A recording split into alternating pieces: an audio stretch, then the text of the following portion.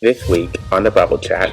And I think that's what this mother is trying to show her son. Like, you don't have to, like, go on a real field trip. And I think that they were such a total, like, incredible team. I would never dream of saying that to a Jewish person. But yet and still throughout my life, they was like, you were never a slave. Because I'm going to that concert. If I got to get a job at the stadium where she's performing just to be in the building. She doesn't want to hear unmarried people who never been married say they want to be married. If I hear you saying the N-word, I am going to check you. I don't care if you're rapping a song. You don't get to say that in my presence.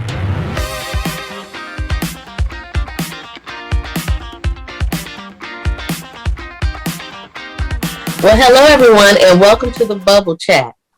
We hope everyone is having a good day and are ready for us to spill a lot of tea. But before we do, we just want to take a moment and wish everyone a very happy Black History Month. This will be our very first time celebrating Black History Month in the Bubble Chat. Now, although Black History Month should be celebrated every day of the year, we still acknowledge the fact that we have been given February such as any other holiday. For example, December, we got Christmas. November, we have Thanksgiving. October, we got Halloween. And February is Valentine's Day. So what better month to celebrate Black History Month, such as the month of love? There are so many Black figures today to celebrate that we will continue to remember and honor them every episode of this month. Yes. So we're going to get to our topic soon, but we also want to take a moment to use our platform to mention that we have been aware of what happened to Tyre Nichols. On January 7th, Tyre Nichols was by 5 Memphis police officers, after which he was being hospitalized and tragically lost his life 3 days later. On January 27th, footage has been released by the Memphis Police Department. Protesters took the streets this past weekend to denounce after the video's release. We will discuss more about it next week, but once again, we wanted to let you know that we are aware of what happened, and of course, our thoughts and prayers are with Tyre's family and others affected. With that being said, let's get to today's topics. Up first, a mother on TikTok named Amber Oakes has decided to make up for all the lost time for her son. Because she was unable to afford her son Noah's class trip to SeaWorld. According to Your Tango, Amber decided that she would give her son an alternative field trip by doing a popular trend where she would hold up 2 cards consisting on fun activities and let him pick an activity to do. After the video has been viewed over 9.1 million times, a SeaWorld Orlando representative sent Amber an email claiming that they want to help Amber make more amazing memories with her family and surprise her son with a trip to, guess where? To visit SeaWorld. To experience the park as a family together. Guys, what are your thoughts? This is so beautiful to me. What are your thoughts on how this mother was awarded? I thought it was really a blessing, I really think this mom has been doing everything in her power to make her son feel happy. And, I just love the video so much. And it really just shows you that it's not about what you have, it's about what you make out of what you have. And I think that's what this mother is trying to show to her son. Like, you don't have to go on a real field trip. You can make one yourself. Yes. Do you have any memories, Joanne, that I did for you?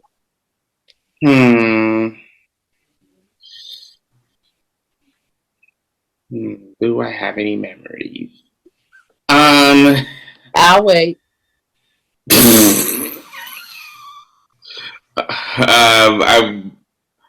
I would say that I remember when I was a former drummer, you took me to Guitar City for my birthday, and then you took me to the movie theater by myself. And to be honest, that was the first time I ever went on a movie by myself, when I was like turning 13. So, yeah, I did remember that.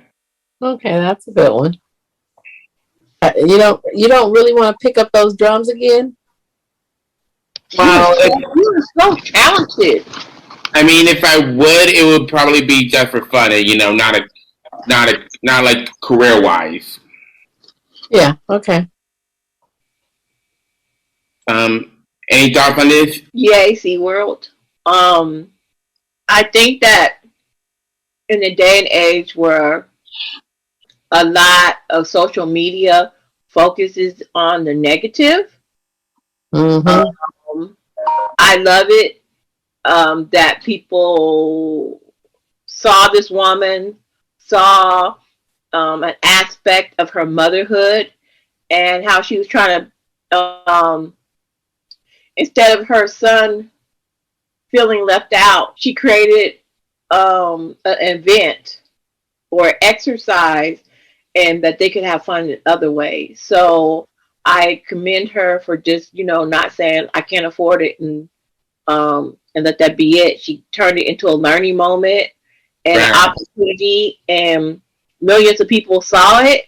And someone from SeaWorld saw it, and now her son is not going to be left out. He actually is going to go and have that experience with his family. So, I think it's beautiful. Yeah, I think this video reminded me of the time when we were in 2020 and we were all locked down. I remember when I was in the advocate at Contra Costa College, where and during that time, all the events were canceled and postponed because of the pandemic, and I remember it affecting a lot of high school seniors who were looking forward to graduate. So I was talking to a friend of mine about it when I was writing the paper, and then she told me that she wanted to try to make something up for the high school seniors, because they couldn't go to grad night, they couldn't go to prom, they couldn't go to any senior events because of the pandemic. They were like trying to make an event where seniors can be remembered for all the hard work they put in, because they didn't put in the hard work for nothing. And to see how much we made up during then, it became like a trend. Everyone started to like really get through this pandemic together, and kind of like what we just did, and I'm just really grateful that this mother has done everything in her power to make up for the lost time for her beautiful son. Yes. Speaking of negativity, I do have to say that I was one of those people, and I still am, that when the pandemic happened and people were complaining about there isn't a prom and there isn't this and there isn't a graduation, they're not going to walk across the stage, yada yada yada, I was like, wow, there's a whole world, and there's mothers who are no fault of their own, can't feed their children, watching their children die.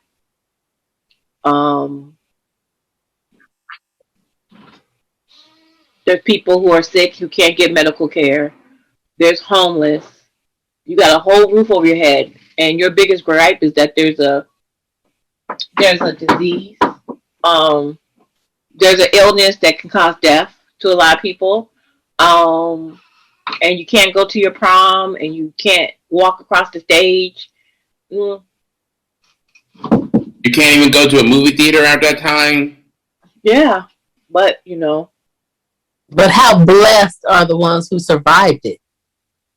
Well, right. Yeah, how blessed are are the ones who survived it. But what I'm saying is, I wasn't one of those who, I didn't hear the strings of violins playing when people couldn't walk across the stage, or didn't get to go to prom, because at the end of the day, there's a bigger picture. There's a world out there, and you have a roof over your head. You're still alive. You're still breathing. I personally lost 4 relatives to COVID, and so that's what I'm trying to say. And yeah, I just want to bring that aspect of it. I just want to bring that aspect of it, is that you know, you still get to hopefully you still get to hug your parents. Yeah. And all that good stuff. You didn't get to go to prom. Mm-hmm. I mean, I did have a good time at my first prom. My second prom was sucky. So, you might have just saved yourself from a bad time. Yeah, absolutely. I remember trying to realize the gratefulness of what we actually have a few months after 2020 was about to come to a close, we're in November. And I was like, I got to get myself out of this back in May. And because I think I told this story in the bubble chat before when I dealt with a lot of depression and a lot of anxiety, because COVID started ruining everything. And I was and I had my moments. I was and COVID and the lockdown were not the main events that led me to depression. What also led me to depression is, when it's one of the other events, when Kobe Bryant and his daughter passed away. And after thinking about it for a while, it made me realize how short and fragile life is and how we shouldn't take anything for granted. It's just continuing to tell your loved ones that you love them while they're still on this earth, because you never know their last breath. You never know their last hour. You never know their last day on this earth. You don't. Amen. Any final thoughts? I just think that I'm definitely an imperfect human, far from perfect, but I think we should be grateful for waking up in the morning. Yeah. And shout out to all the mothers who make it happen no matter what the father is doing. Right. Whether he's... And shout out to all the dads Huh? for making it happen without the mothers. Yeah, shout out to the dads as well. And the only reason why I said shout out to the parents who are co-parenting, even though they don't broke up, and they both are handling their business. Shout out to you. You don't get enough props. And the guardians as well. And the what? The guardians, Yeah,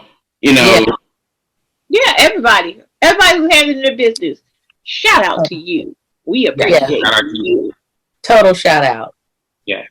Alrighty, this next story honestly truly breaks my heart, and I'm pretty sure it breaks everyone's heart to hear that the social media community has sadly lost a beloved legend. On January 25th, 2022, the news broke that the father of TikTok comedy duos Anki Boys, Randy Gonzalez, has tragically passed away from stage 4 colon cancer, which was less than a year after announcing his diagnosis.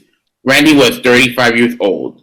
According to People, Randy revealed his diagnosis last April and that he was given 2 to 3 years to live with a possibility of 5 years of chemotherapy. The son of the comedy duo, Bryce Gonzalez, included a heartbreaking message on a statement on Instagram, quote, "I wish I could hug you and give you a kiss one more time, Dad, but I know you will be watching over me, Mom, and the girls. Until I see you again, Dad, I promise to make you proud. I love you." Additionally, comedian George Lopez paid tribute to Randy on an Instagram, writing, quote, "My sincerest condolences to Bryce and the entire Gonzalez family. The love and the bond Randy had for his son and his family was undeniable. You can see it in every video. He will be missed, but never forgotten. My heart goes out to the entire family." Bryce Gonzalez was being cast in an NBC sitcom, Lopez vs. Lopez. Guys, this is honestly devastating. What are your guys' thoughts on the tragic news? I was definitely in shock because I never knew he was sick. And I think that they were such a total, incredible team. And his son is just a brilliant genius. I mean, the way he would recite those different sketches, I think that he was born to do it. And his dad, his dad was really in his life at a prime time. And now I hear that he's actually acting. And that's a big deal. And it's just devastating. Anytime you lose someone in your family, definitely is devastating. And especially a child so young, to lose a dad and he's not even 40 years old yet. That is devastating. The blessing is he was able to do a lot before he left this earth, and he gave his son a lot to live for and his family. So, God bless them. And, my heart goes out to the whole family. The blessing, the fact that he was such an incredible father, and he did what he was supposed to do before he left here. So, the legend forever. Yeah, and I've been seeing so many people who lost their life from many types of cancer very quick. According to the CDC, in 2020, there were 602,350 cancer deaths, as 284,619 were among females and 317,731 among males. The National Library of Medicine claimed that this year there are 1,958,310 new cancer cases, and additionally 609,820 cancer deaths are projected to happen in the United States. So why do you think this illness just takes lives pretty easily? Well, I think that cancer has always been around, but nowadays, the stuff that's in the air these days, all the chemicals and the foods and stress, it's just so much other, so many other, I forgot what you call it. In other words, there's so many ways to catch cancer these days, and it's in our foods, it's in the water, it's in the atmosphere. And relaxers. Yes, chemicals. There's a lot of things, and then when you are, we are so sad that these days we are more stressed than we ever been. Right. I remember I was on the phone with my dad. He basically told me of how he had cancer back when I was young. I think it was like around that time. And then we were all living in a hospital room while he was I think he was going through chemotherapy, and then he became cancer free. So, and he's about to turn 50 next week, or in a couple of weeks. But like, I didn't even know why he was ill until he told me, and I'm just, just like I said, you never take your loved ones for granted. I'm really, really blessed. I'm really, really blessed that he survived that cancer and made it to the fact that he's about to turn 50 years old. And I feel like there is a saying that not everyone will always successfully win a cancer battle, but for the ones who did beat cancer, we never forget the ones that we didn't. True. And I wanted you to speak. This is pretty much, I don't know if I should mention it on the podcast, but whatever. He is, he's smoking those cigars. And I just don't think he should. You might want to have a little talk with him. Yeah, probably.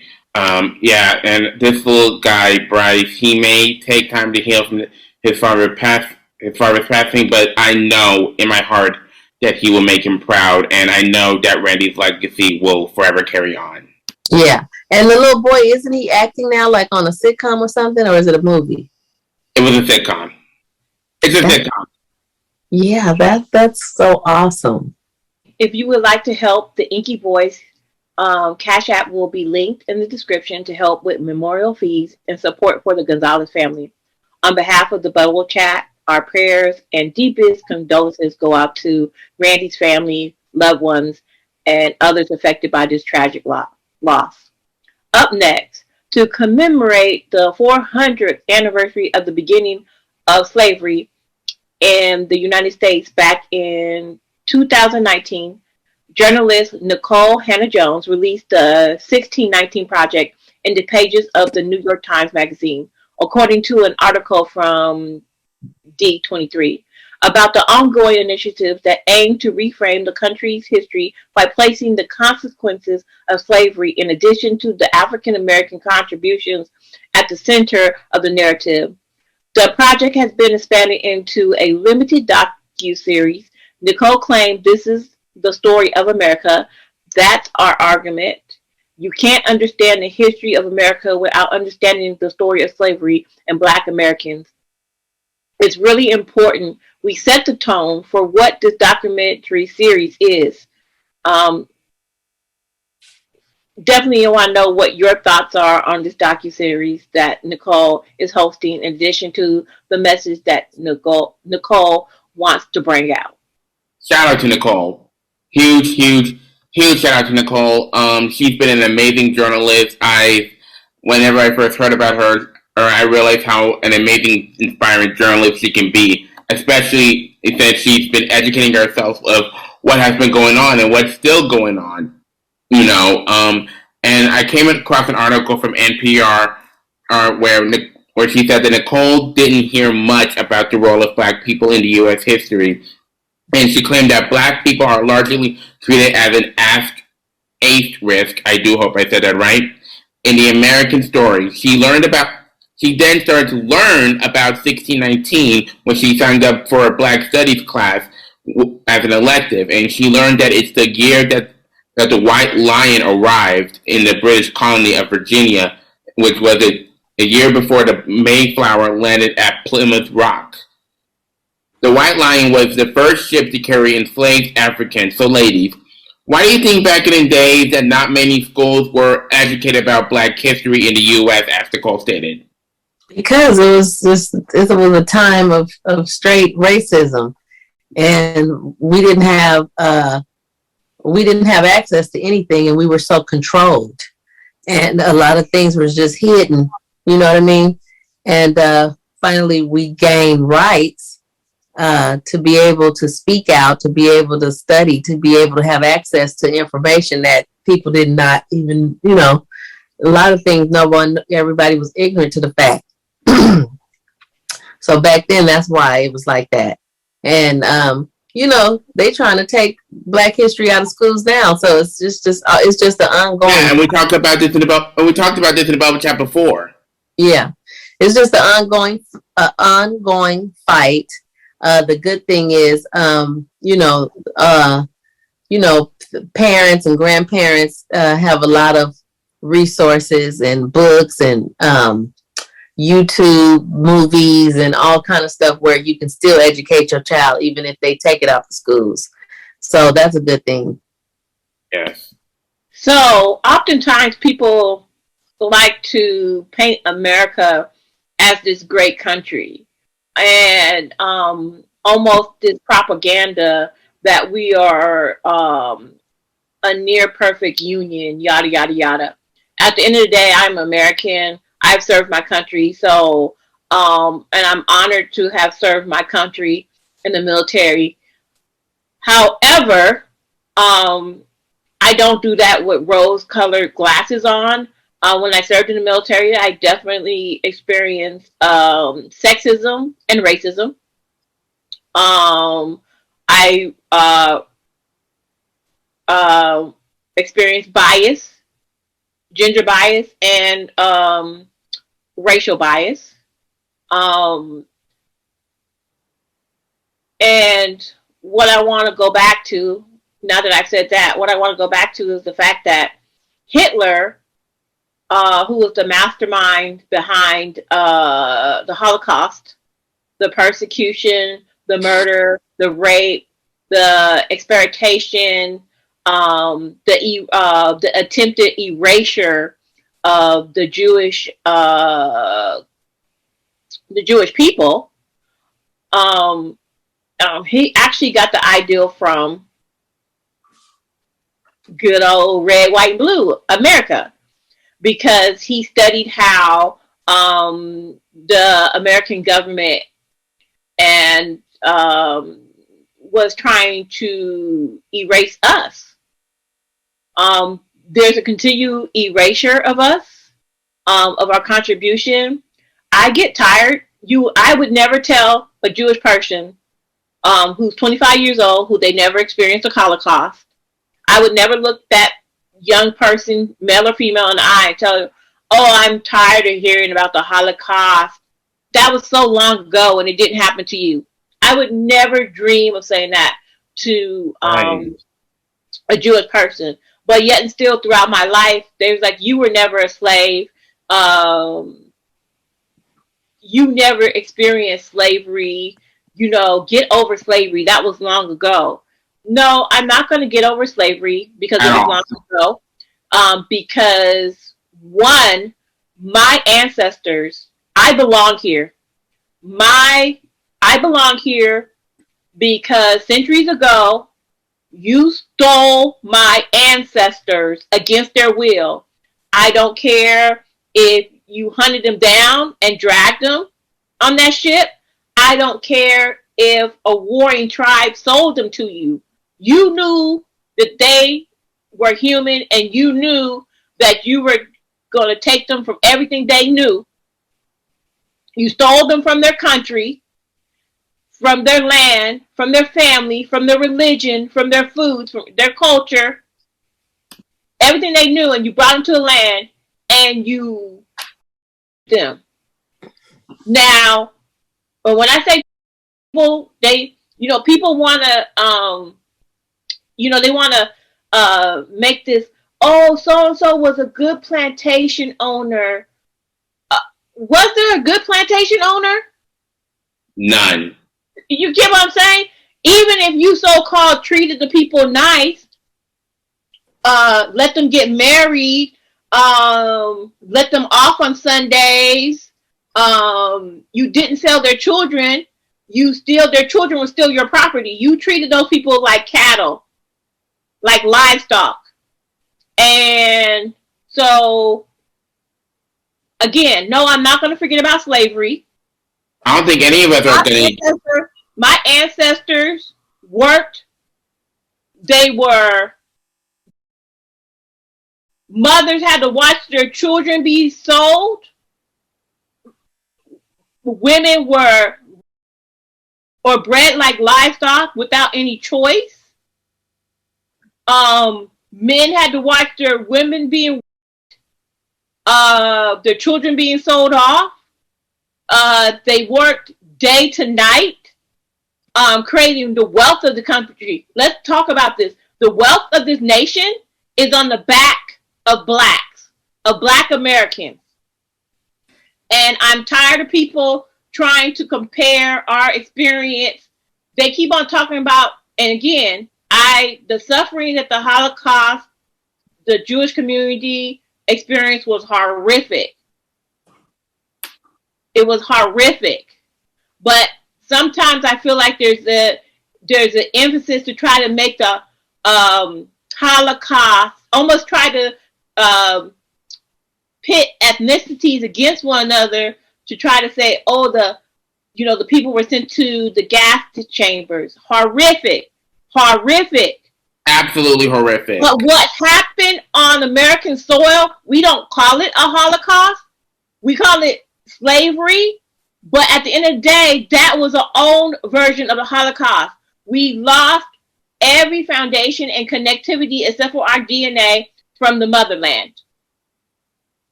Absolutely. And there was an erasure of our culture. There was erasure of our freedom and our rights as human. And there was, and there may have not been gas chambers, but people were, we're not even talking about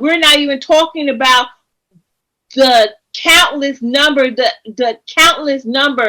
that we'll never know of all the slaves that didn't make the journey. They died on the ships. There's even factual reports where sometimes when a cargo of slaves was sick, how because they knew they couldn't sell them when they get back to the States, they actually would kill them all and throw them overboard for an insurance claim. So there's just countless of people who were, and families divided. And again, the wealth of this country is on our backs. And again, I'm not saying the Asian immigrants didn't suffer. right? I'm not saying that the Irish immigrants didn't suffer or weren't looked down when they came here, or the Italians, but they also were not slaves. They were white. So even in their struggles, they had the privilege of being white. And we didn't have that privilege, except for maybe the ones who could pass. And again, for all intents and purposes, they were products of rape. Because remember, as a slave, you don't have the right to consent. So, like even the Thomas Jefferson thing, and then I'm going to shut up. I get so mad when people refer to Sally Hemings as his mistress. Sally Hemings could not be his mistress because she did not have a choice. She was his property. She was his wife's half-sister.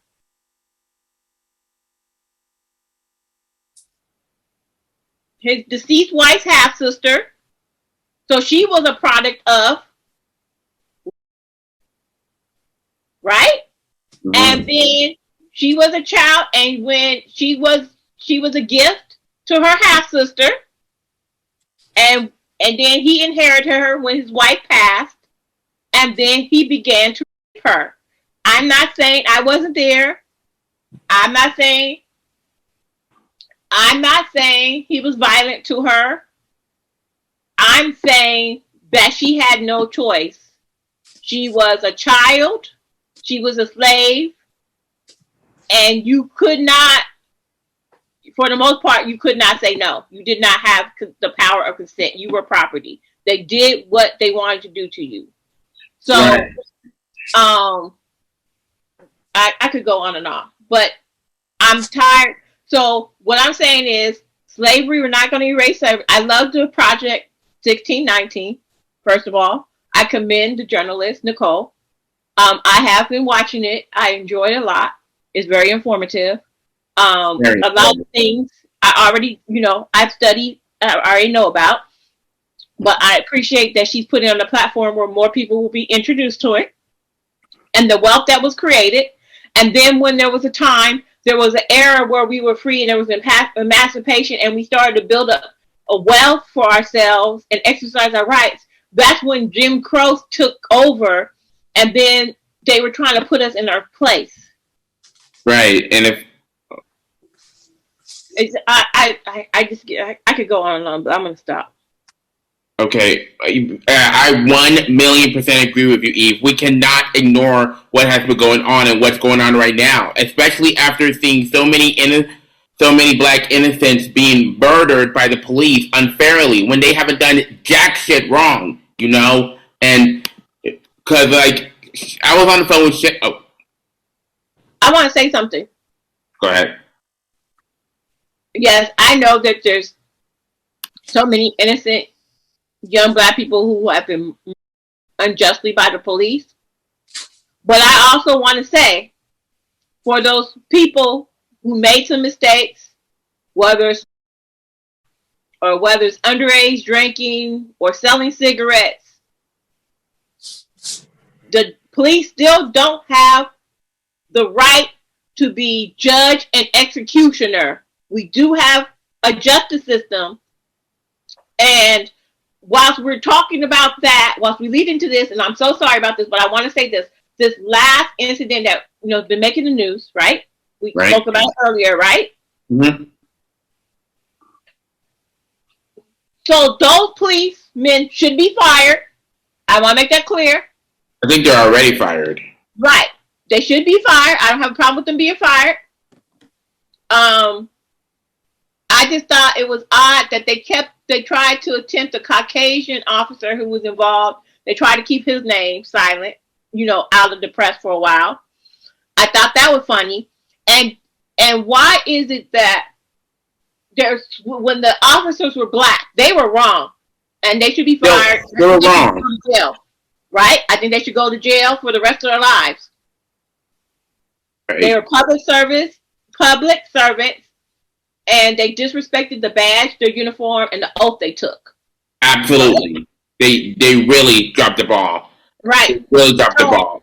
And if so what I'm about to say is, don't you think it's funny how it's so fast when the officers are black that there's swift justice? I'm honestly surprised, but with the white officers, there's all kinds of excuses made for them. They're not fired. They get death duty. You know, I just think that's kind of funny to me. And I also want to say is one more thing. So a lot of people are saying that this wasn't racism, why he was. It's part of, even though the officers were black, a lot of times police officers are dead wrong. Right. But even though they were black, people don't understand that there's such a thing of bias. And there's something, and a lot of police, when they join the force, they start saying they're not this, they're not that, they're blue. They're blue. So the system is already the slave patrol. Because that's what police were. They were slave patrols. And now we call them policemen. So even if you're black, it's no different than having a black overseer on a plantation. They are serving the master. So a lot of black officers are still serving the master. They're still serving the system. And a lot of times there's some of us blacks who like to try to separate themselves from their people because they're the exception. They're not the stereotype. I'm not the stereotype either, but I love my people, whether they're leaving stereotype or they conduct themselves like Barack Obama and everything in between. I love my people. We're not a monolith. We're individuals. You get what I'm saying? But people are not talking about the implicit bias. A black officer knows they can talk. Any officer knows that they can target typically a person, a minority, right? Whether they black, Asian, or Hispanic, and then poor people, whatever their color is, because they typically don't have the money for lawyers. Right. Right. So yeah, I don't, and I will never understand why this keeps happening. Just like I said, and just like you said, we cannot ignore or what's been going on and what's going on right now. I remember, and thank God, we have cameras, and phones, because the phones and cameras that we have right now, they represent proof of what's actually shown. Around a long time ago, we weren't able to see any of that happening. And I was on the phone with Shan when we were talking about the fact that George Floyd had been back in the day. They didn't have the proof, so their case got dismissed, and they explained to the judge that this person was, and but they didn't have the proof, so the case was dismissed. And there's not enough words anymore. It really has to stop. Right. One more thing, that you brought that up. There's a case in Florida. I don't know if you guys are aware of it, of a particular officer. He's no longer on the force. However, he had a run-in with the Hispanic man. The man disappeared. The man was seen with him and then never seen again. And then he had a run-in with a young black man, right? And the same thing happened. The man was never seen again. Oh my God. Oh my God. Again, you have to realize that policemen have a direct line from the slave patrol. So they were slave patrollers. And now they are poverty and minority patrollers. Unless you got a sociopath who just targets everybody. I mean, there's some of them too. And I'm not saying all cops are bad. Right. Not all cops are bad. I'm not saying that. But too many are, and too many are corrupt. And too many don't see humans. They forget that they're public servants and they are to protect and serve. But too many of them act act like they're slave patrollers and they're gang. And even officers who speak up often lose their jobs. Damn. Or are targeted. Just like that female officer, I can't think of her name right now, but we can talk about it at another show. Right. She stepped in when an officer was attacking a citizen. He then turned on her and started. And guess who was reprimanded? Her. And guess who lost her job and her pension? Her. So that's why a lot of good cops are quiet, because they don't want to lose everything.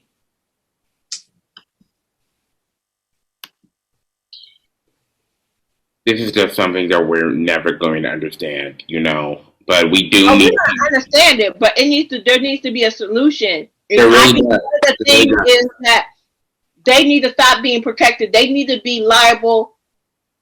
Not only is the city liable, but we need to start being able to come after the officers as individuals when they break their oath. When you start hitting people in their pockets, that's when you're going to start seeing a change. Yeah, a lot people really need to hear this. And you know, like, I think it's sickening that that officers think that they can get off scot-free by murdering someone when they haven't done anything wrong. You know, I think it's crazy and just. But I want us to stop saying that. Even if they have done something wrong, if your life is not in danger, you are not judge and executioner. So even if I went in Safeway and I stole a ham because my kids are hungry, I stole. I'm a thief. You still don't have a right to beat me mercilessly and take my life. You still don't have the right. So that's what I need people to stop saying. It's not, yes, it's so hurtful when people are innocent and they experience this, but also when you do break the law. Policemen are not judges and they're not executioners. And that person is entitled to a trial, to an attorney, to their rights. Because isn't that what this great nation is about? Yes. Yes. It's supposed to be about. So again, even when people make mistakes and wrong choices, they are not judge and executioner. And we need to, they shouldn't have run. Well, hell, if you just seen black people over and over again, and let's talk about this, the psych of that. If I've seen Rodney King get his ass beat on the freeway, if I've seen George Floyd life snuffed out with the knee on his neck, if I see, I think it was Philando, who was shot, and he was a legal weapon holder, and he hadn't pulled the gun, but they just went to shoot him. When you see all that kind of stuff over and over, and Sandra Bland and all that kind of stuff, when you see that shit over and over again, it's like, if you get bit by a dog, right? Let's say you get bit by a dog. And now every time you see that breed of dog, you scared. Yeah. You're going to run, right? Right. Well, a lot of black people have seen videos of innocent or not innocent black people unjustly murdered or beaten over and over again. There has to be some fear. Let me tell you something. I went to the beauty supply. Right? Right. This was about several days ago. I went to the beauty supply. And I had my light was green. And I had a right of way. And I noticed this SUV was about to try to cut me off. Because they were making the left. But I'm making the right. So I have the right of way and I have the light. So I'm making the right. And so he stops for me. And I see it's a black SUV. But guess who it was? The police. And he rolled behind me for a minute because I guess he was mad because I didn't let him go. Then he went on and parked adjacent to me and just sat there looking at me. And then I just got in my car and walked into the beauty supply. But for that second, you get what I'm saying? Even though I didn't break the law, I wasn't doing anything wrong. For that second, when I realized it was a police officer, I did nothing wrong. But I was just like, is this man about to jack me? Is he about to jack me up? You get what I'm saying? Because you just never know. So, again, it's because of everything that I've experienced with police. Even the good ones. You get what I'm saying? Like, I know there's some good ones, but you always fear that you might get the bad one. Yeah. Absolutely. Absolutely.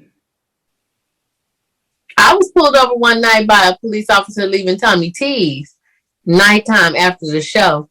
And he pulled me over. He said, ma'am, have you been drinking? I said, absolutely not. And he said, can you step out the car? I said, I'm scared. Can I drive to the parking lot, to the gas station where there's lights? Because it's too dark here. I said, I'm afraid. And that's when he relaxed. Because first he was a little, bullyish. But once I surrendered, like, I'm afraid, and I didn't talk back to him, I said, can we just go to the gas station where there are lights? And he was like, okay, absolutely. And then he said, what are you doing out here? I said, I work at Tommy T's. I live at Tommy T's house. And he said, you know Tommy T? I said, yes. And he was like, have you been drinking? I said, no, I have not been drinking. He said, can you get out the car? I said, yeah, I can get out the car now. So we were in the lights. I got out the car. I passed all the tests and all that kind of stuff. And then he was like, you sure you live with Tommy T? I said, yes, I do. And then I gave him Tommy T's address. And while I was talking to him, they got a call to go. We were close to the prison, Santa Rita. And so during all that time, they got an emergency call. And honey, as soon as they took off, I took off too. But what did he pull you over? I don't know. Nothing. That's the point. You're not and that's another thing we need to talk about. I'm about to just tell me to shut up. No, it's scary. It's very scary. They just be pulling over black people. They just be pulling over Hispanic people. They just be pulling them over. And especially these black boys. That's why I tell Joanne, if he's ever stopped by a cop, immediately raise your hands. Don't take your hands down and say, sir, I'm autistic. Please be patient with me. I am autistic. My mama told me to let y'all know I'm autistic. Please do not shoot me. I'm innocent. He's an autistic boy. He wasn't even walking home.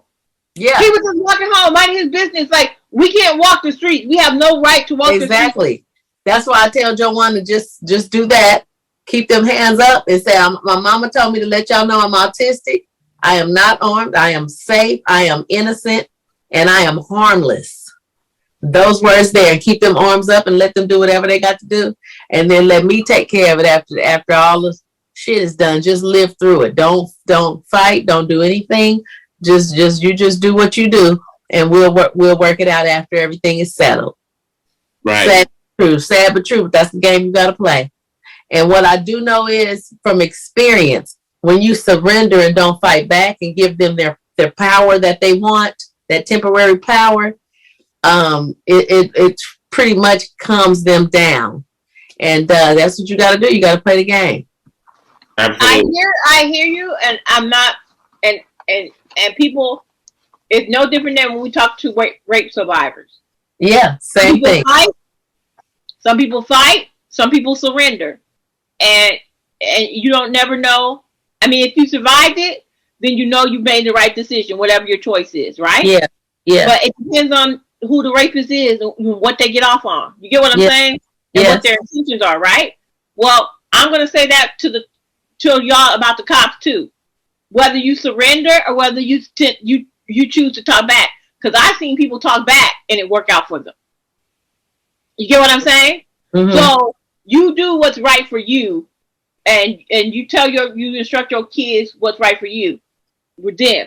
But you already know what's going to go and happen with me. Mm-hmm. But with Joanne, I just don't want him to challenge them.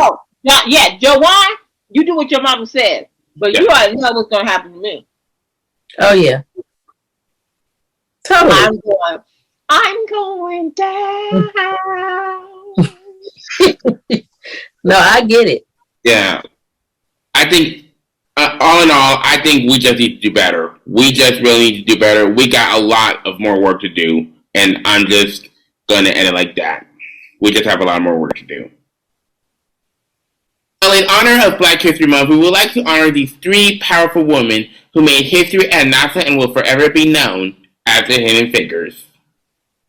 Katherine Johnson, Dorothy Vaughan, and Mary Jackson were three Black females mathematicians who worked for NASA and contributed to winning the Great Space Race. Mary Jackson was the first African American female engineer. She started as a research mathematician in a segregated West Area computing session. At NASA, Katherine Johnson was one of the first African American women to work as a NASA scientist. Katherine calculated a launch for the 1961 Mercury mission, insisted on assisting Katherine to verify a calculation for his orbit around the Earth when NASA first moved to an automated computer system. Dorothy Vaughan became the first Black supervisor at National Advisory Committee for Aeronautics. Dorothy started her career as a programmer and mathematician when she specialized in flight path calculations and digital computer programming. Vaughan believed that machine computers would be a reason for the future and decided to teach the other women in her group programming language. They would be ahead of the curve. These three women will forever be known as the hidden figures.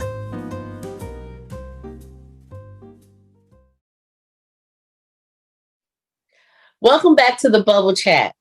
For more of today's hot topics, y'all know I got to talk about the Queen Bee herself, Beyoncé.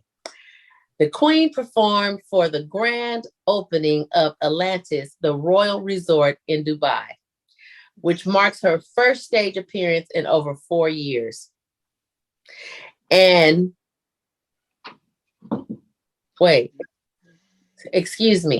which makes her first stage appearance in over 4 years and performed for 75 minutes.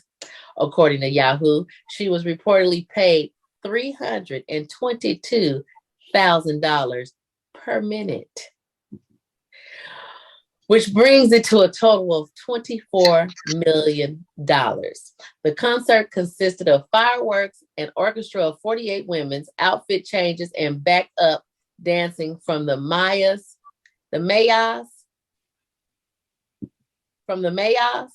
I think so. Okay, backup dancing from the Mayas. Beyonce's daughter, Blue Ivy, made an appearance for the rendition of Brown Skin Girl. The performance ended with a bang where she rose from the stage while singing Drunken Love, Drunken Love. The fireworks went off and the flames burst from a water fountain. However, according to Newsweek, the LGBTQIA plus fans in Dubai were less than impressed due to the fact that the Gulf nation of the United Arab Emirates.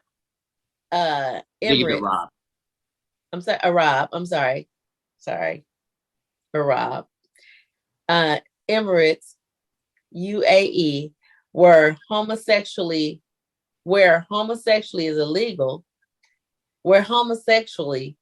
is illegal. Homosexuality. I'm so sorry. I didn't know homosexuality was illegal anywhere these days and times. But anyway, it's illegal. So, yeah, what are your thoughts? But my thoughts is this was an amazing performance. Absolutely. I'm definitely a fan of Beyonce. Obviously. I definitely love the Beehive for having her back always. Obviously. And I love the fact that she counts her coin, honey. That baby counts her coin, honey. She left there with 300. How many million? 24 million. $24 million. $320,000. Who makes $320,000 per minute? Beyonce. And she left there with a whopping $24 million. Yeah. I am right now saving my money because I'm going to that concert. If I got to get a job at the stadium where she's performing just to be in the building. You need to start an OnlyFans page and get that money from them. We get that.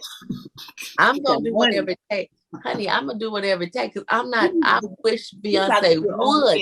You got to do the toes. Let's do the toes.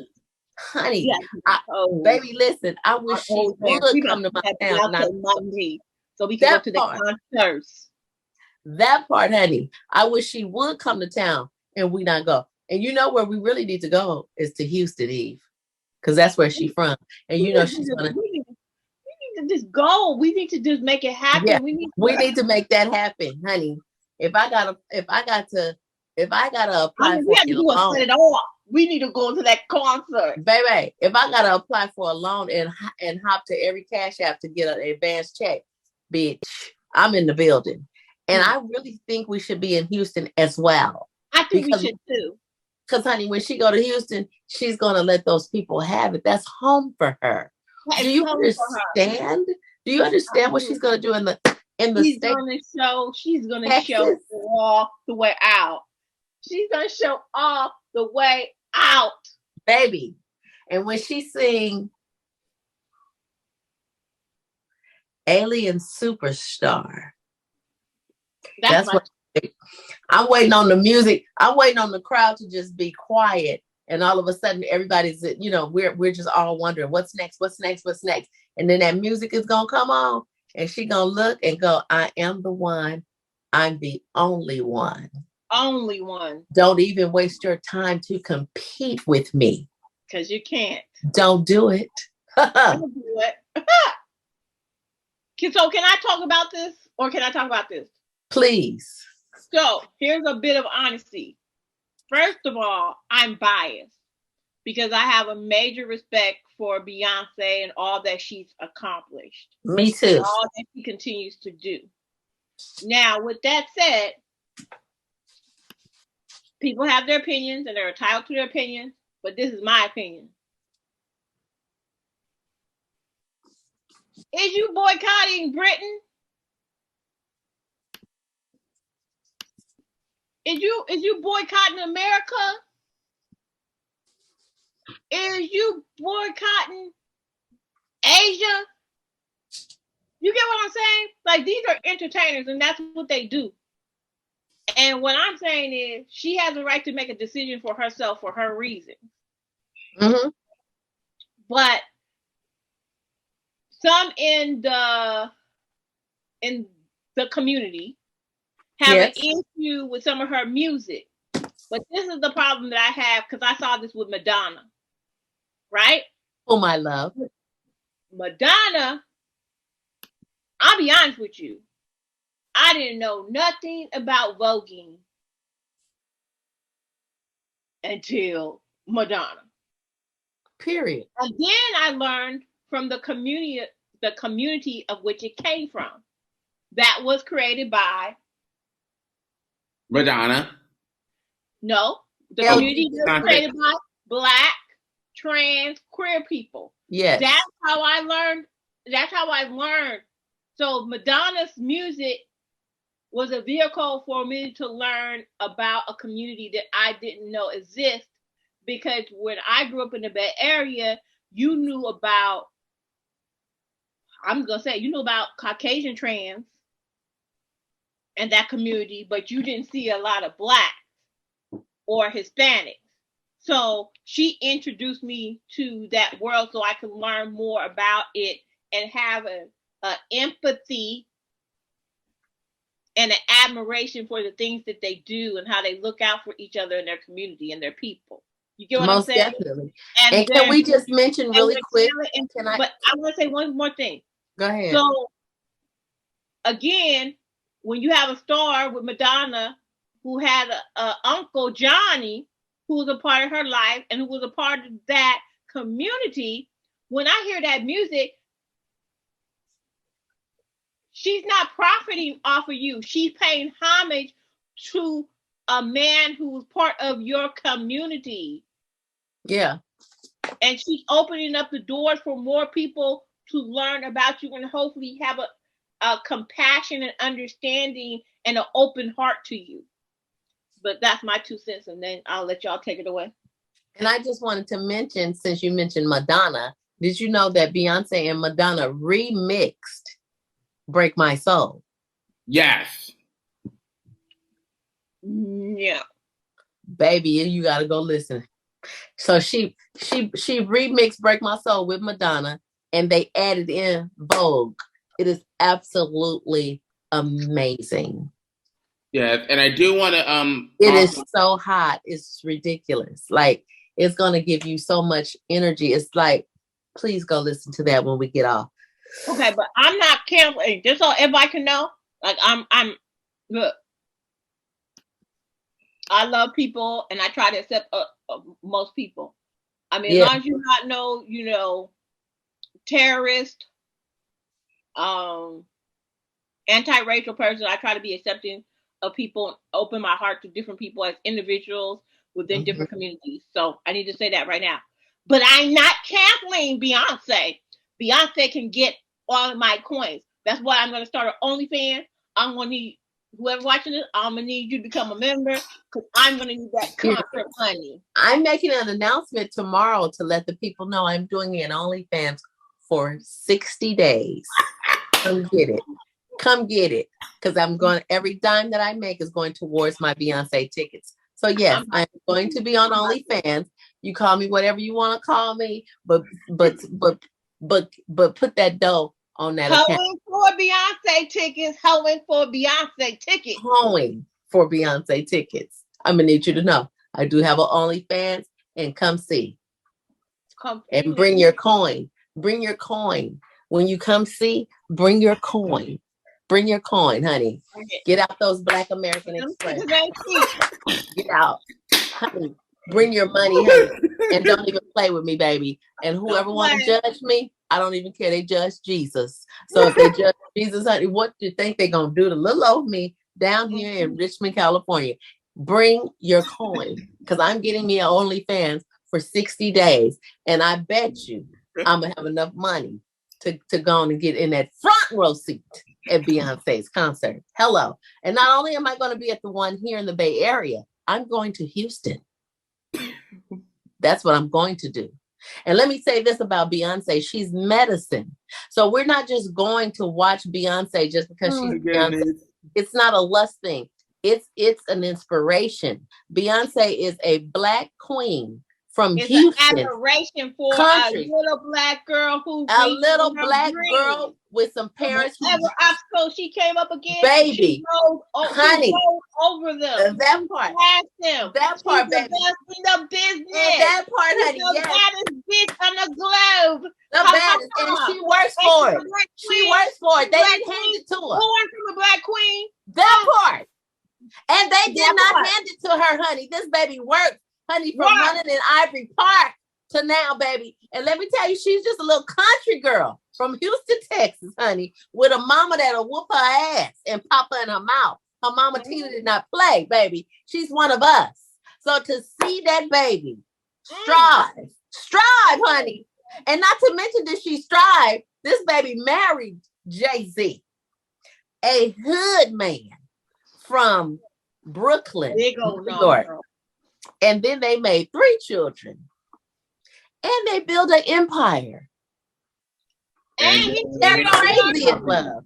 And they made a company. And she made money off of it. Made money. Because she's not playing with the people. Made money. And she's a trendsetter. She's a trendsetter. When she made this last album, people were like, I ain't feeling it. But she's a trendsetter. So she does not... She doesn't leave anybody out. I really feel like this album pretty much was dedicated to the LGBTQIA+. LGBTQIA+. That. And I do believe she did because it sounds like the 80s, and it's a party. It's a party. If the people, let me say this to the haters, the ones who say she's not that talented, she can't sing, all of that, that's fine, honey. Because that's just like y'all going outside. We don't even care. Baby, look, them haters. But when you say that Beyonce is not talented and she cannot sing, that's just like going outside and saying, oh, the sky is red. We know the sky is blue. So we're not going to argue with you because obviously you have a mental disability. She may not be your cup of tea, but millions of people is drinking her. Do you understand? That part. That part, baby. Honey. Millions, countless people who love Beyonce. So she's not, you don't want to deal with her, don't deal with her. Don't deal with her. But if you tell me that woman ain't talented and can't sing, keep your money to yourself. Keep it to yourself. And if you telling me that she's not talented and can't sing, you're telling me that boom, you're telling me that the sky is red. You're telling me that the sky is red. And if you can go I remember Wendy Williams talking about how Beyonce needs auto-tune. Somebody bring me my Ivy Park blazer, please. That part. And don't make me go put on my sweatshirt. Because let me say this too. Some people like to buy big, huge homes. Some people want to buy the big body Mercedes Benz and spend money on this and spend money on that. Some people even have drug addictions where they're spending maybe $2,000 a month on cocaine. That part. Okay. That's your business. I ain't got online and got mad at you. So when I do this OnlyFans, boom. And when I do this OnlyFans to get my money for this ticket, don't be mad at me. Hey, just in case mine flop. I got you. You got me, okay. You my sister, I got you. And let me tell you this too. Us going to the Beyonce concert. I'm gonna be twerking. Do you know how it's like a therapy session? Do you know how we will escape from our problems? It's worth it. I wish my medical would pay for it to go see Beyonce. And I've been to several of her concerts to go and see Beyonce. Including the one for Coachella? To watch the production of Beyonce from sitting down, because I get there early. I watch from the parking lot filling up. I'm watching the people go to will call to get their tickets. I'm sitting in my seat watching the stadium fill up from the front row to the nosebleed section, baby. And let me tell you what Beyonce did one time, honey. Beyonce had a whole stage built, surprised. She surprised the people in the nosebleeds. Do you understand me? Do you know they put that heifer on a harness and she flew. She flew in the air to another stage, and that stage happened to be in the nosebleed section where the people who thought, we're here, we're in the nosebleed. Y'all get in the nosebleed and y'all become the front row. Do you hear me? She flew all the way. They put her in the air and they took her to the nosebleed and put her on a stage right there in front of those people weighing them. The front row became the last row. And for those fans who spent their last little $79, they had like $79 tickets at that time, honey. For them to be like, oh my God, is she coming here? Is this the stage? Like, it was a total surprise. She came down, she grabbed the baseball cap of this one little guy, and she put his cap on her head. She said, what's my name? He was like, oh my God, Beyonce. She was like, no, what's my name? And his friend was like, he was like, Sasha Fierce. And honey, she performed for that whole section. Do you know the high? Do you know the type of endorphins that come in your spirit, in your blood, and heal your body? That's medicine. For us to watch somebody, and it's not like we're worshiping her like a god. No, that's not what it is. We are looking at her like she's us. When I look at it, Beyonce, I see myself. When she's on that stage, I'm on that stage. And that is the high that I'm getting. Yes. We don't worship her like a god. She don't want that from us. She want to empower her people. That's right. She wants to empower her people. And that's what we do. Honey, when I left out of there, I know I was a good 190 pounds, 195. But when I walked out of there, I switched out of there. I didn't even remember that my hip was hurting, honey. You would have thought I was 130 pounds, soaking wet. My head was up high, and I was proud, and I felt beautiful. That's what Beyonce does. So let me say this: Alien Superstar is my jam. Ooh. And when she says, "I'm the one, the only one," that's my 54. 248 pounds. I'm the one. I'm the only one. The only one. Don't even waste your time to compete with me. Don't waste your time. Don't do it. When we get to that concert, I'm twerking. When she said, keep him addicted. Lies on his lips, I licked it. Mm-hmm. Unique. Yeah, I also want to mention. Did you see about Ivy Park? Let me go get mine. Because we all have something Ivy Park in our closets, honey. Okay, and while I forget that, I do want to mention some details of the backlash he's beginning. Yahoo News claims that the nationally increasingly debuted high-profile bills as they target trans people, in addition to less than squeaky clean track record on LGBTQIA+ rights. The debate has been happening for years and is ramping up after the release of her 7th album release. Beyoncé has been accused for profiting from Black, trans, and queer innovation, especially in the ballroom cases, such as her song "Heated." Oh, my goodness. That part. You don't play when it comes to her Ivy Park merch.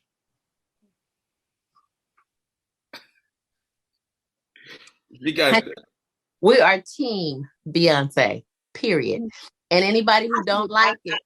I should have brought down my vintage Ivy Park. But I'm going to do that next week.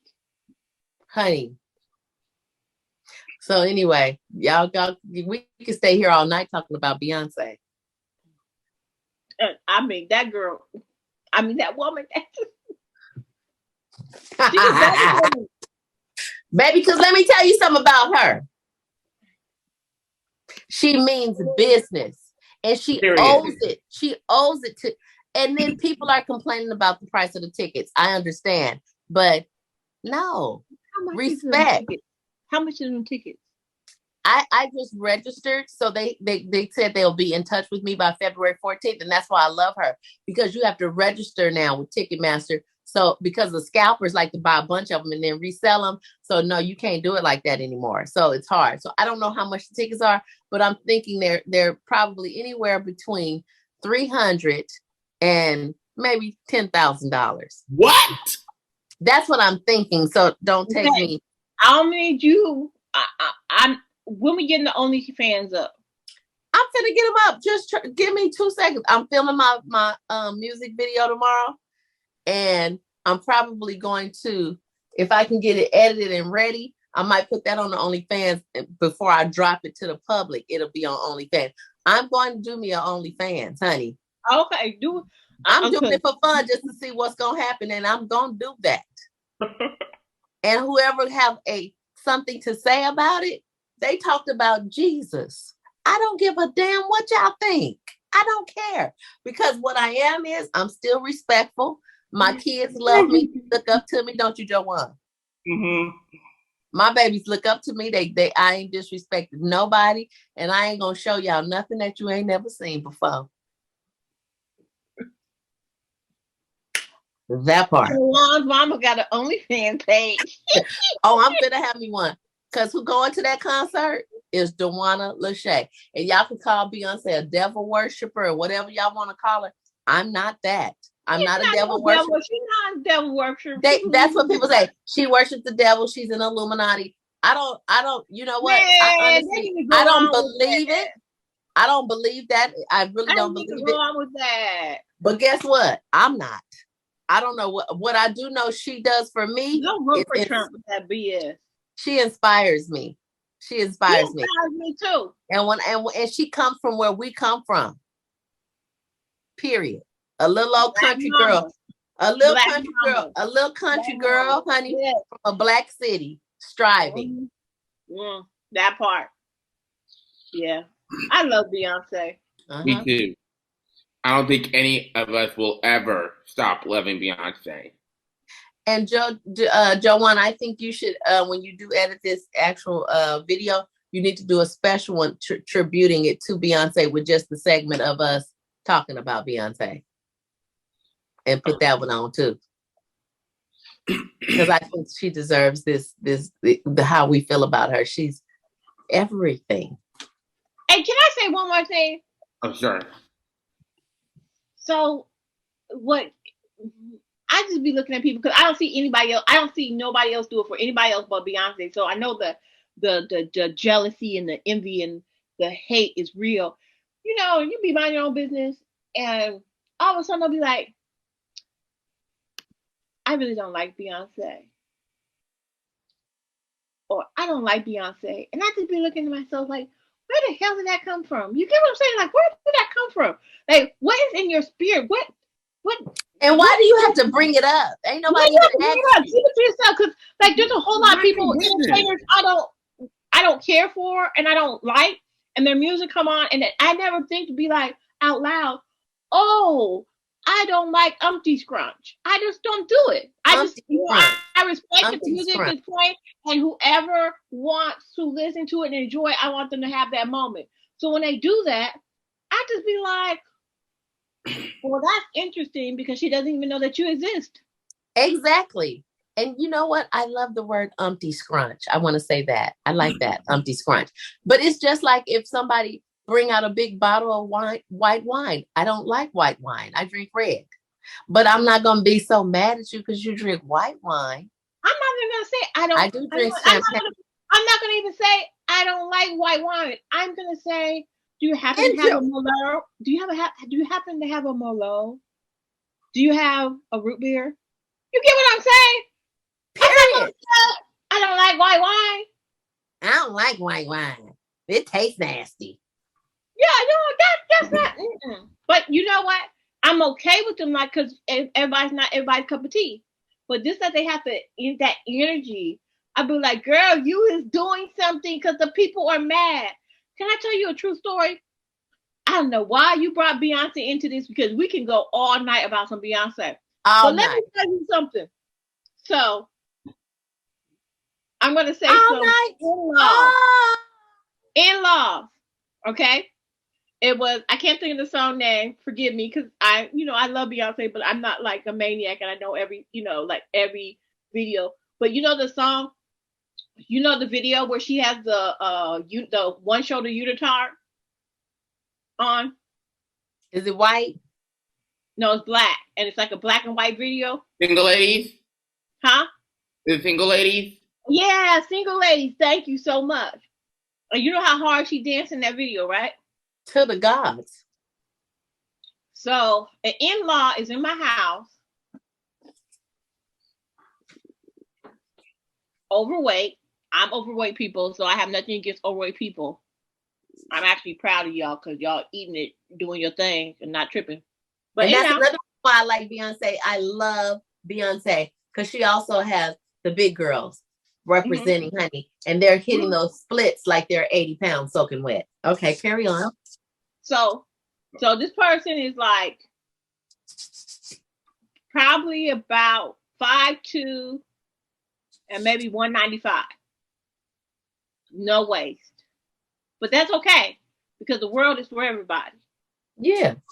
But she's watching her, and I can see the little hatred in her eyes. And you know what she said? She said she shouldn't be jiggling like that. Like, she's dancing full on, like shaking it, and she's talking about she shouldn't be jiggling like that. And I said, well, what is she supposed to? What is her body? She's dancing hard. What is her body supposed to do? What is her ass cheeks supposed to do? You get what I'm saying? Like, you're not making any sense. And then I'm looking at her like, I can't walk without jiggling. You have rolls. You have no butt. You have rolls. You have no waist. And you're talking about she should be in better shape. And that was a moment that I was just looking at her like, hate. You are not the sharpest knife in the drawer, and I'm suspecting that you're a spoon. Mm-hmm. Yeah. That part. I'm with you. Team Beyonce. And let me say this though. Just like I love Beyonce, guess else who I love? Who? Lizzo. A beast. She is that bitch. And that's what she is. That bitch. She is that bitch. Yes. I love her. I do too. And she's comfortable in her skin. She's cozy. And beautiful. And talented. Beautiful and talented, yes. And you know what? The bottom line is, these are our heroes. These are the women who make us feel like we can, who make us feel beautiful in our like skin. That Beaches song. Yes. You're my hero. Girl, yes. Not to mention it's medicine. It is so many reasons to be depressed in this world. It's so many reasons to be sad. It's so many reasons to feel this, to feel that. And then when you watch somebody that come from where we come, who shares the same blood, the same flesh, to get on a stage and kill it like that, it takes you away from all your troubles. This is like a therapy session. It's like an empowerment session. When you go to a Beyonce concert, for anybody who ain't never been to one, when you go to a Beyonce concert, you see yourself on that stage. I've never been to a Beyonce concert. Huh? I've never been to a Beyonce concert. This is why this is so important to me. I've never been. I just saw them when they were Destiny's Child without LaToya and the other one. And I was like, that don't look like them. You know, when they first brought on, they had a concert. So right after the breakup, right? Their first appearance was in Seattle, in the Seattle area outskirts. And they got on stage. You know, I was so excited because, you know, I was a big Destiny's Child. I loved them. And I was like, those two girls, what's going on? My God. Like, what? And then, you know. Well, guess what? I'm about to do this OnlyFans. We're going to get us some big money. And you're going to your first Beyonce concert in Houston, Texas. That part. And on that note, all hail the Queen Beyonce. Up next, television personality Lala Anthony special guest star on The Breakfast Club this past week about how she thinks marriage is no longer a goal. According to a recent article from Atlanta Black Star, she started to pose a question after discussing her own beliefs on marriage and where she thinks it stands to this day, as she admitted that she didn't want to hear people who aren't married saying, "I want to get married." Her sharp words starts to hit a nerve for several fans at the comment section where they express their beliefs of marriage and if it remains a goal for them. Ladies, what are your thoughts on Lala's opinion of marriage? I feel like she can have whatever opinion she want to have. I'm a fan of her as well. She's a beautiful Black woman. She was married to a basketball player, Carmelo Anthony. What's his name? Carmelo Anthony, I believe. Carmelo. Yeah. Carmelo Anthony. And you know, they're young and they're in the industry, and it's going to be some ups and downs. And you know, I cannot judge a person who don't stay in it. Like it's a wonderful thing to watch a couple fight and win, but sometimes you just cannot. And for whatever reason why she couldn't hang in it, I respect her. And at the end of the day, she still survived her sanity, and she's still doing good. And that girl is drop dead gorgeous. and she can dress her ass off. She's beautiful, and I'm sure she'll find her another man to love. They come and they go sometimes, and it's not the end of the world. So big ups to Carmela. Big ups to Lala. Big ups to Carmela. Whatever you doing nowadays, baby. If you feel like you made the mistake and you were the reason that the marriage ended, sometimes that happens. Every marriage it's a lot of challenges in marriages. And sometimes you overcome and you fight and you fight and you fight. And then you be the best of friends in the end. Some of y'all don't have patience to wait that long. But I'm not here to judge any one of y'all. As long as you do right by your children and be respectful to them kids and not have no issues with the children and move on. And Lala, honey, that child there, she's absolutely gorgeous, intelligent, talented. She can act. She's a good mother to her son. I don't know how many kids she got, but I know she got that one son as well. And I pray that her and her ex-husband could become friends one day. It's just part of life. So my point is, I don't judge married couples because we didn't live in that house. We don't know what happened. We don't know what she put him through, and we don't know what he put her through. But what we do know, at the end of the day, they made beautiful seeds or a seed, and they just, it's just you work with what you got and you do what you can. But at the end of the day, they are both talented and they are counting that coin. They're getting their money. Right. So go ahead, Eve. She's entitled to her opinion, and she stated what she don't want to hear. And what I don't think it should be so controversial. Like, she doesn't want to hear unmarried people who never been married say they want to be married. She doesn't want to hear that from them. And she's entitled to that. And unmarried people who want to be married, it's okay for them to say, hey, I want to be married. I want a life partner. Mm-hmm. Whatever. It's okay. I don't understand what the controversy is. She shared her opinion and her wants, and it's cool. And one thing marriage is no longer a goal for her. Is marriage a goal for you? Me? No. Joanne, is marriage a goal for you? No. Okay. And what I want to mention is that Lala and her ex-husband Carmelo Anthony have been divorced for over a year, and that led to her, saying that she never wants to get married again. And according to Hot 97, reports surfaced that back in 2021, the reason for the divorce is for irreconcilable differences in accordance with other documents. The news comes soon after rumors spread that Carmelo was with another woman.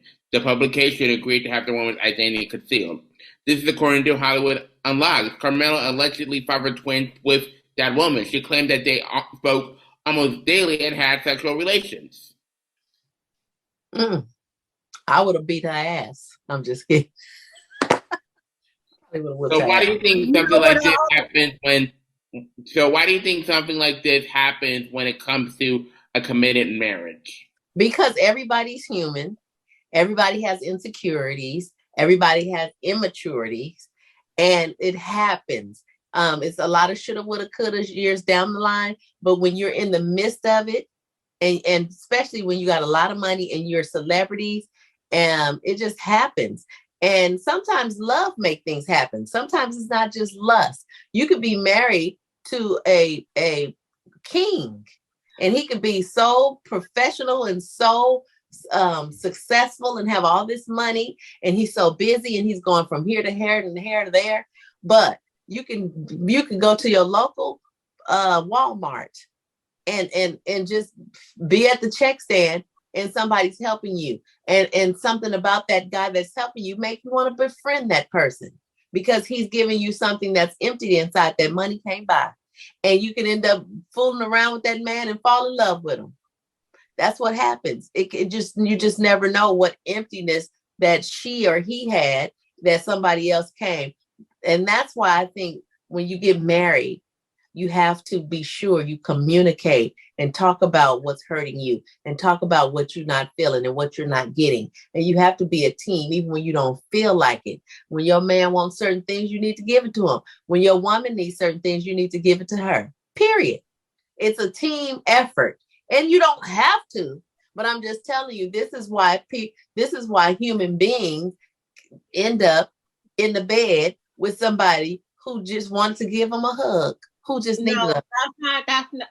I feel that is true for some people, and some people can be great husbands, and some people can be great wives, and their partner is just low down and just wants to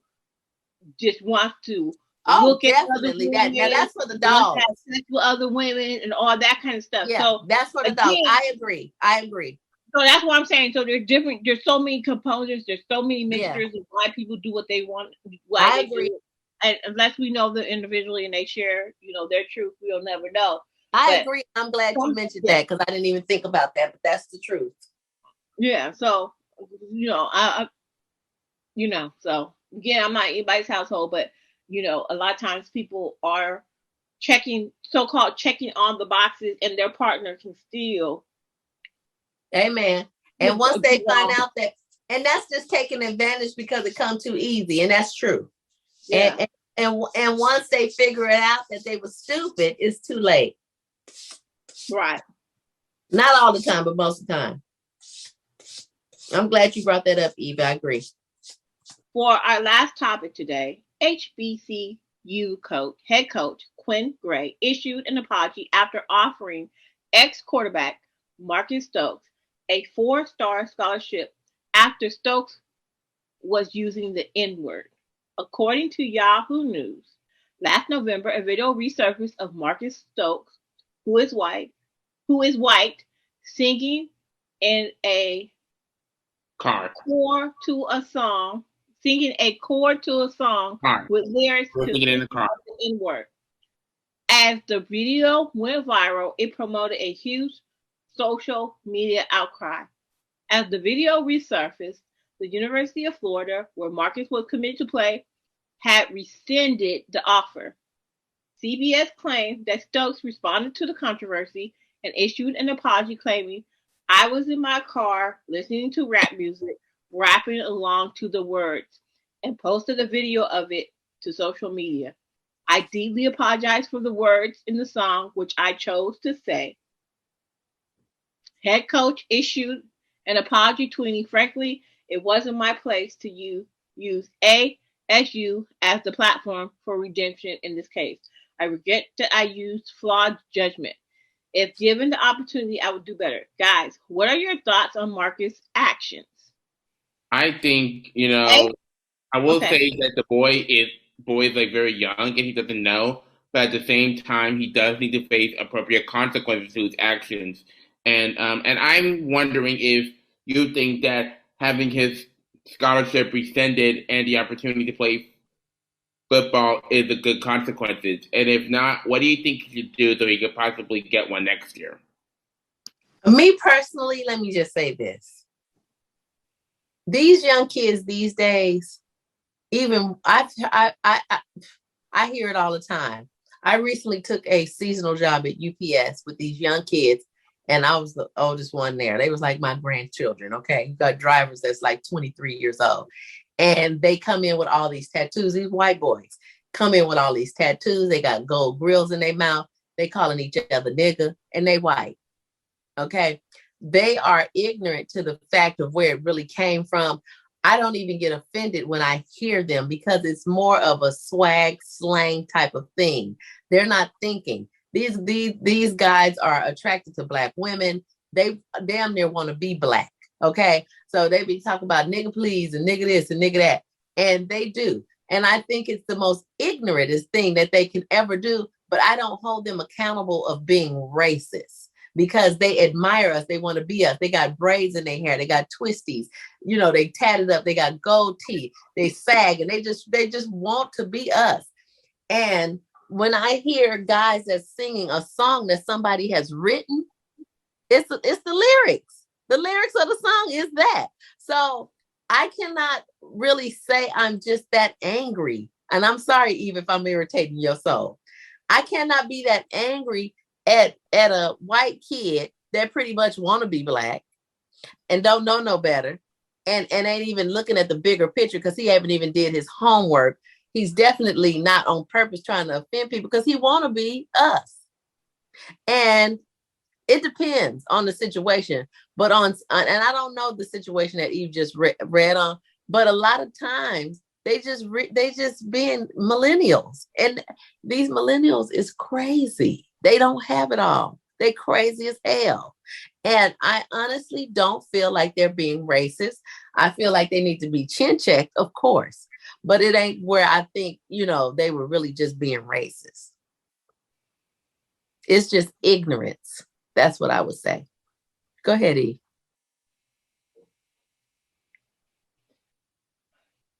Okay. I would like to I want to break this down real quick. There's cultural appropriation. Under no circumstances,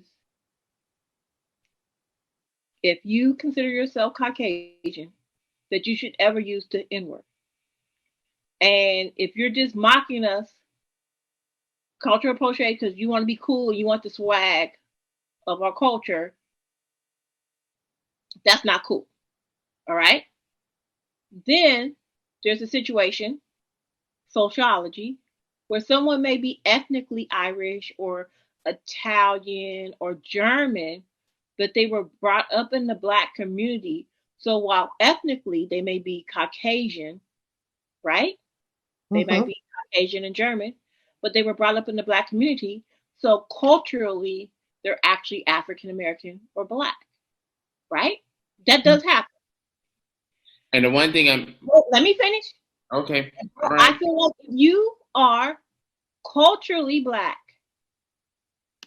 you still, if you are ethnically white, you should know, because if you're culturally Black, you should know the history and understand the significance and the origin of that word, and you should not be using the N-word.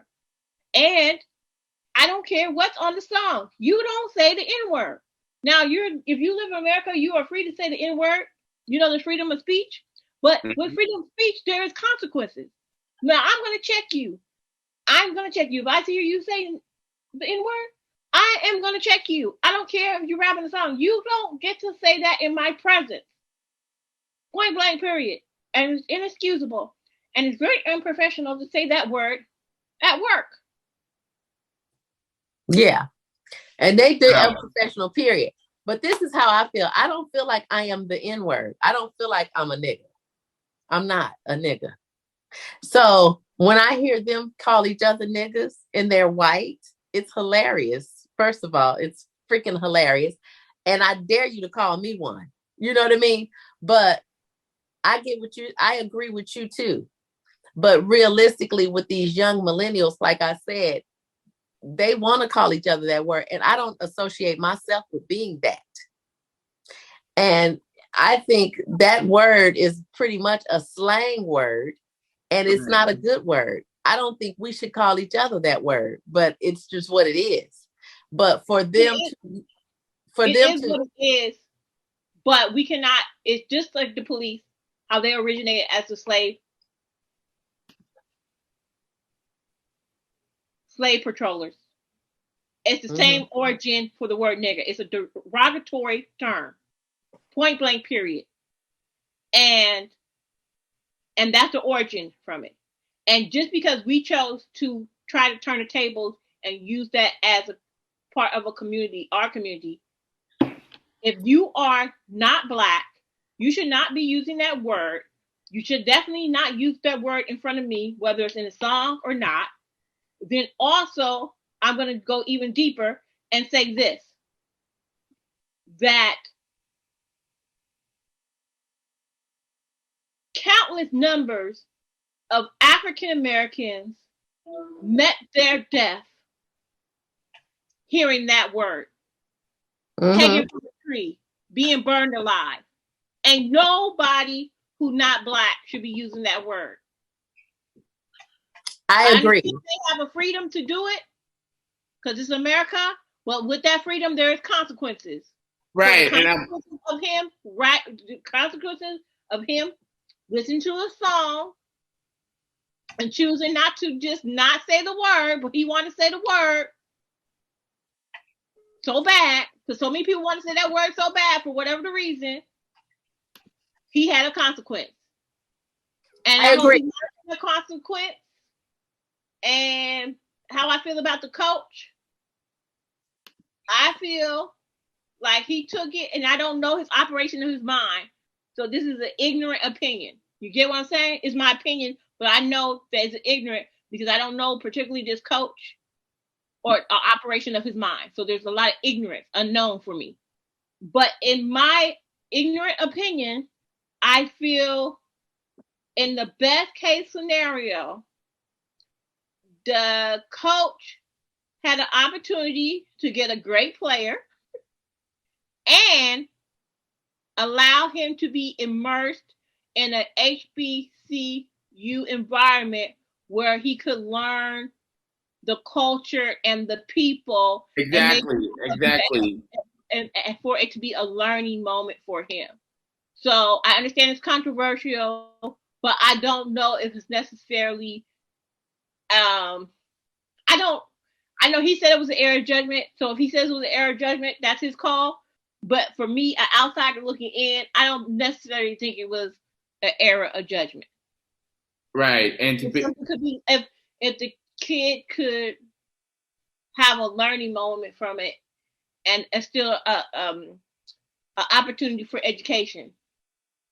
Yes, and I think, and this is according to Cisco blogs, HBCUs were born in an exclusion environment, continuing to operate where the playing field is not often level. And I think the HBCUs are committed to inclusion, because this is something that my university counselor said back when I was at community college. HBCUs is for everybody. It's for everyone, And to piggyback off what you're saying about freedom of speech, and Eve, that's the similar fact to where I'm getting to get tired of people saying that if they can't say this word, then why can we say this word? That's what I'm getting to get tired of.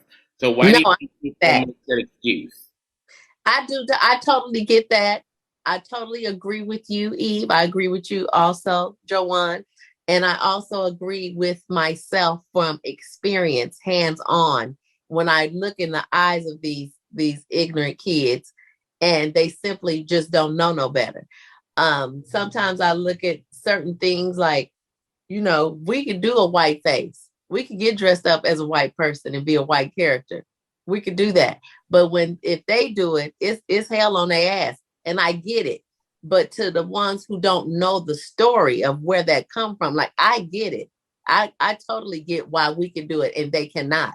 But when you have these millennials who are ignorant and don't know and have not studied, they don't know the Black history.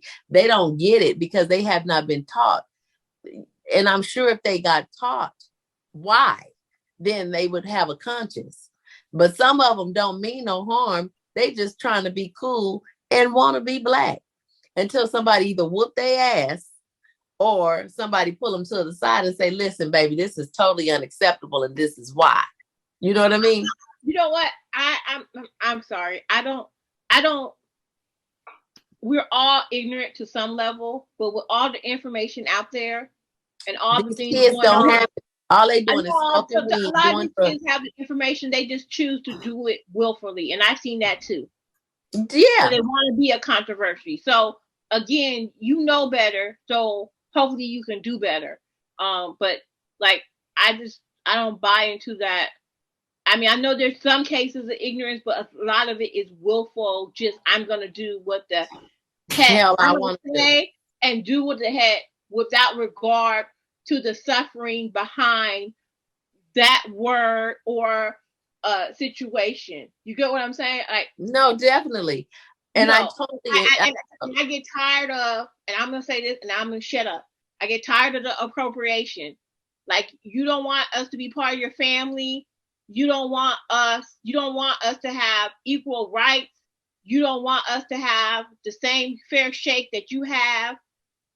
All this stuff. You don't want that, but you want to be cool with us, so you want to appropriate us, but not no.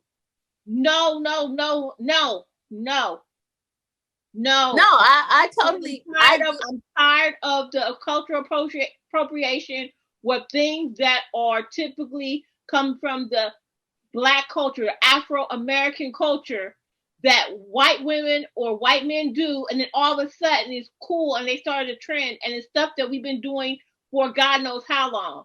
So I just get tired of that is deemed cool once someone non-Black does it, but we've been doing it and we're looked down on it, but when they do it, it's high fashion or it's the new Exactly. I'm even just like, even our slang words. And yes, I totally agree. And with these younger kids, such as the millennials that I said are very ignorant and don't know, they don't know. And that's only because they know they do. That's the thing though. That's giving them the pass. A lot of these kids actually do know. A lot of them do, and a lot of them don't. But a lot of them do. A lot of them do. I agree. A lot of them do, and they willfully do it. No, yes, a lot of them do know, but there's a lot of them who don't know, and there's a lot of Black kids that do. 80%. It might be 80% of them who do know, and I totally agree with that. And even our Black kids, they don't. Some of them they just don't know. Like they just grow up clueless.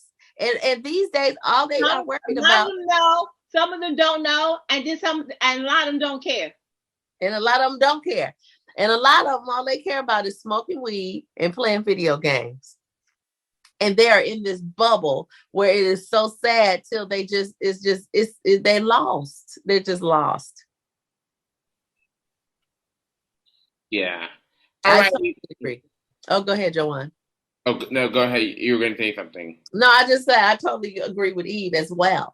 Totally. Yeah, well, I hope we can all come together and, and continue to stick our commitment to creating a more of an inclusive future together, So, yeah, I really, really hope that this football player definitely learns his lesson, and I hope that he can show others that we all can do better. We all fuck up sometimes. We all make mistakes. We all make mistakes that we're aren't even aware of. Amen. You're right. Yeah. All right. Well, that's all the time we have for today. Thank you so much for joining us in addition to honor Black History Month. And we hope you enjoyed today's episode. And as always, we love to hear about what you guys think about the topics that we discussed. Let us know in your reviews or in the comment section down below. And as always, don't forget to subscribe and click on the notification bell if you listen to podcasts on YouTube, or subscribe to this podcast on wherever you get your podcasts. We have been your hosts, and until next time, everyone. Bye, guys.